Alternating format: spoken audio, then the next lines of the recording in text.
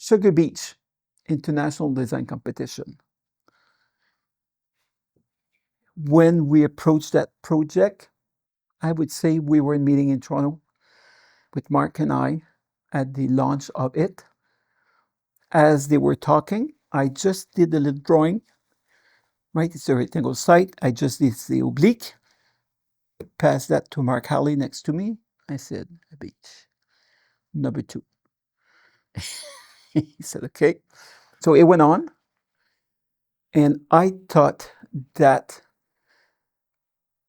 we could carry on with the tableau of Seurat, going from an afternoon at La Grand Jatte to les baigneurs at Asnières. When you look at the two tableaux, there's something familiar and similar, but the one in Asnières, they are in the industrial part, going into the water with the industries in the back. We had that with the red paths, but they're both part of a system. So that was actually the reference that we used right away.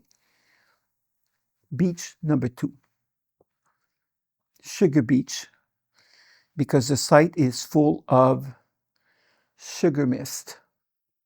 Instead of having a promenade that was designed by the kind of a general urban planning condition, we said we're going to put it in the oblique. Philip Stark Hotel, you walk in, you're in the center of the place, not at the edge. You are the attention. So that became the divided part of the beach and the plaza on the other side. And then we did a tree promenade to have the tree count that we had wanted to have, and fill the other piece of a sandbox overlooking the lake. No one passing in front of you. You're on the beach like if you were in the ocean. And we brought these gigantic rocks made of granite, the cottage country, north of Ontario, right downtown. And the notion of the sugar-coated element, we had the sugar pink umbrellas that was making reference about this, and we took the Jackie Kennedy color kind of pink to make it soft. Pastel color with pastel blue sky, beautiful match. Right? It branded the Toronto waterfront for many years as a place. And once again, the kind of a risk-taking about the color, the risk-taking about this idea. We're not repeating, we're adapting a beach condition to its context. Always trying to think about value engineering in design. How can we save money? So the grading, because the site was a contaminated site, it had to be excavated. But we took a lot of the excavation to create the base of mounds that was somehow hiding the background of the city. And we made them as big as possible to create those moments of dunes that create a background to the beach.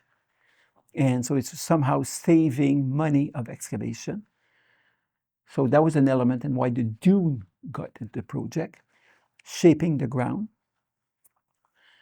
And the second one, once you do the rocks, when you do them on a drawing, it's great. You win the competition, is great. But then you got to build it. Who had that challenging idea, right? We did. Also, you're stuck with it now, right? Careful of what you propose. So it became this huge puzzle of pieces of rock sliced in line. And then we thought, okay, maybe we could do the sugar-coated element with the hard rock candy, right? The black and the white and red generic candy. So we've used this element that it's used in the city for crosswalk. So we created a pattern of this candy, supersized, into which you would set. And we picked the red and the white color, and we reassembled onto the site with a fantastic contractor.